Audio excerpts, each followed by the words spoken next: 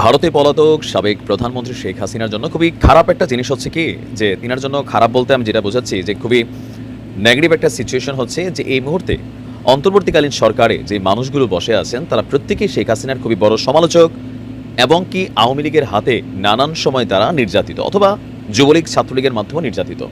সরাসরি শেখ হাসিনা তাদেরকে নিয়ে বিভিন্ন সময় কথাবার্তা বলেছেন, অপমানজনক শব্দ ব্যবহার করেছেন। যেহেতু তারা এই মুহূর্তে অন্তর্বর্তীকালীন সরকারে আছে, তাদের কাছে পাওয়ার আছে, আর পাওয়ার থাকা ব্যক্তিরা মুখে কথা না বলে সেটা কাজে বাস্তবায়ন করেন। দর্শক, ভারতে কেমন আছে শেখ হাসিনা এ নিয়ে আমি একটা ভিডিও দিয়েছি, দেখে নেবেন। রাজার হালে আছেন। বাট ভারতীয় গণমাধ্যম, আমাদের দেশের গণমাধ্যমের মাধ্যমে আমরা প্রথমে জানতে পারছিলাম খুবই একঘরে একটা পরিবারে আছেন, যেখানে কারোর সাথে যোগাযোগ নাই, সন্তানদের সাথে যোগাযোগ হচ্ছে না। কিন্তু পরবর্তী সময় জানলাম তিনি ভালো অবস্থানে আছেন, ঘোরাঘুরি করছেন, খাওয়া দাওয়া করছেন, দলীয়ভাবে কর্মকাণ্ড, ভারতে নেতাদের সাথে বৈঠক করছেন। এই যখন অবস্থা, এই দিনটা শেষ হয়ে আসতে যাচ্ছে। প্রথমত বাংলাদেশ থেকে শেখ হাসিনার যে কূটনৈতিক পাসপোর্টটা ছিল, একটা নির্দেশনার মাধ্যমে তার সেই পাসপোর্টটা শেষ হয়ে গেছে, কূটনৈতিক আশ্রয়ও শেষ হয়ে গেছে। এখন বিষয় হচ্ছে শেখ হাসিনার ইস্যুতে ভারত কি করবে। আর এই ইস্যুটা যার হাতে, ভারত এবং বাংলাদেশের মধ্যে যে চুক্তি আছে বা যে আইনি বিষয়গুলো আছে, সেই বিষয়টাকে দেখভাল করছেন ডক্টর আসিফ নজরুল ইসলাম, যিনি আওয়ামী লীগের হাতে ব্যাপক নির্যাতিত হয়েছেন মানসিকভাবে, বক্তব্যের দ্বারা, ইভেন অফিসিয়ালি তার যে প্রতিষ্ঠান ছিল সেখানে ছাত্রলীগ কর্তৃক হামলার শিকারও তিনি হয়েছিলেন। এই অবস্থায় এসে যেহেতু তিনি সরকারের এখন একজন আইন উপদেষ্টা, তিনি তার পাওয়ার ব্যবহার করতে যাচ্ছেন। আর এই মুহূর্তে শেখ হাসিনার সরকারের জন্য বা শেখ হাসিনার জন্য ডক্টর আসিফ নজরুল ইসলামে হচ্ছে সবচেয়ে বড় ভিলেন বা খলনায়ক হিসাবে হয়তো আওয়ামী লীগ সামনে ভাববে। আপনারা জানেন যে এই মুহূর্তে চলমান সংস্কার কর্মকাণ্ড আছে।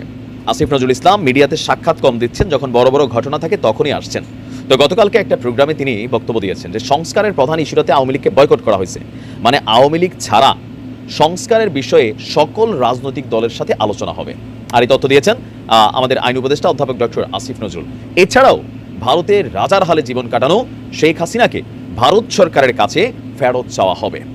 উপদেষ্টা পরিষদ এবং সাংবিধানিক কাঠামো সংস্কারে গঠিত কমিটির গতকালকে একটা বৈঠক ছিল, সেখানে তিনি এই সকল তথ্য দিয়েছেন। তিনি বলছেন, সংস্কার বিষয়ে যারা গণহত্যা চালিয়েছে, হাজারের উপর মানুষকে হত্যা করেছে, হাজার হাজার মানুষকে আহত করেছে, যারা বিচারের ভয়ে পালিয়ে আছে, তাদের সাথে কোনো ধরনের আলোচনা নেই। এটা আমাদের স্টেট এমনকি ক্লিয়ার স্টেটমেন্ট, মানে আওয়ামী লীগের সাথে কোনো ধরনের বক্তব্য, রাজনৈতিক বৈঠক অন্তর্বর্তীকালীন সরকার করবে না। এই সময় ভারতে পালিয়ে যাওয়ার পর শেখ হাসিনার বিরুদ্ধে যে মামলাগুলো হয়েছে, সেই মামলাগুলোর গতিপথ কি হবে, যেহেতু ভারতের সাথে নানান চুক্তি আছে, বন্দি বিনিময় চুক্তিটা খুবই স্ট্রংলি কিন্তু কানেক্টেড আছে ভারতের সাথে।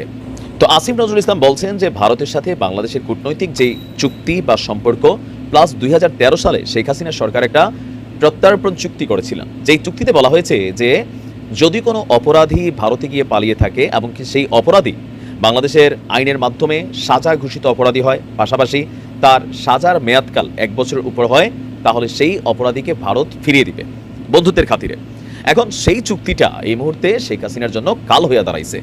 আমাদের আসিফ নজরুল ইসলামও সেই বিষয়টাকে ইঙ্গিত দিয়ে তিনি বলেছেন যে ভারত সরকারের কাছ থেকে আইনিভাবেই শেখ হাসিনাকে ফেরত আনার সুযোগ রয়েছে এবং তাকে ফেরত চাওয়া হবে। এবং শুধু ফেরত চাওয়া না, তার বিরুদ্ধে যে মামলাগুলো হয়েছে প্রত্যেকটা মামলায় তাকে বিচারের কাঠগড়ায় দাঁড় করানো হবে। এখন যদি সত্যি ভারত শেখ হাসিনাকে ফেরত দিয়ে দেয়, তাহলে একবার চিন্তা করেন যতগুলো মামলা শেখ হাসিনার নামে হয়েছে, 2 কোটি টাকার জন্য যদি খালেদা জিয়ার এই পরিণতি হতে পারে, তাহলে শেখ হাসিনার কতবার ফাঁসি হতে পারে, কতবার তার কি বলা হয় যে যাবজ্জীবন হতে পারে, কত হাজার বছর,